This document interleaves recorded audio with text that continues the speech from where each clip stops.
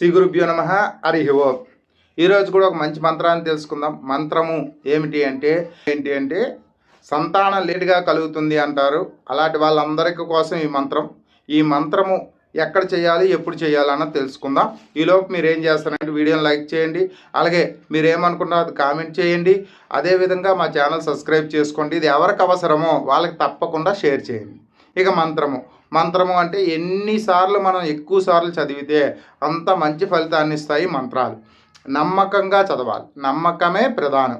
దేనికైనా సరే నమ్మకం ప్రధానం. ఇది జరుగుతుంది అనే నమ్మకం మీద మీరు ఇది చేస్తే ఒక 21 రోజులో, 41 రోజులో, లేదా 48 రోజులో, లేదా 100 రోజులో, 108 రోజులో చేస్తే మనకి తప్పకుండా ఫలితాలను కలుగుతాయి. అదేవిధంగా ఈ మంత్రం ఎవరిది అంటే తులసి మాతది మంత్రం.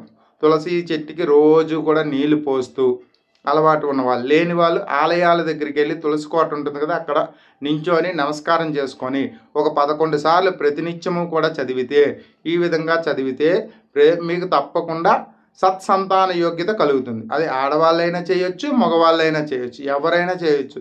ఆడవాళ్ళే చేయాలి అనే కోరిక ఎక్కడా లేదు, నియమము ఇద్దరిలో ఎవరైనా చేయొచ్చు. కాబట్టి ఈ మంత్రాన్ని ప్రతినిత్యము కూడా ఆలయం దగ్గర కానీ, ఇంట్లో తులసికోట దగ్గర కానీ చదవచ్చు. నీళ్లు పోసినప్పుడు చాలా మంచి ఫలితాలు వస్తాయి. 11 సార్లు లేదా 27 సార్లు లేదా 54 సార్లు ఈ విధంగా మీరు చదివితే సత్ఫలితాలు వస్తాయి.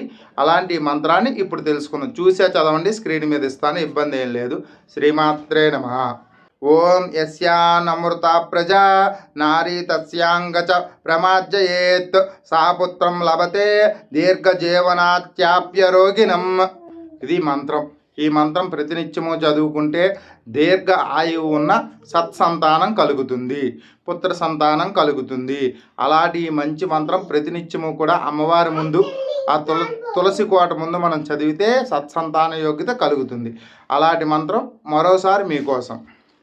ఓం యస్యాన్ అమృత ప్రజా నారీ తస్యాంగచ ప్రమార్జయేత్ సా పుత్రం లభతే దీర్ఘజీవనంత్యాప్య రోగిణం. ఇది మంత్రం. ఈ మంత్రం ప్రతినిత్యం చదువుకున్నారని తెలియజేసుకుంటూ రేపటి వీడియోలో మళ్ళీ కలుసుకుందాం. అంతవరకు సెలవు. శ్రీమాత్రే నమః. జై శ్రీరామ్. జై హింద్.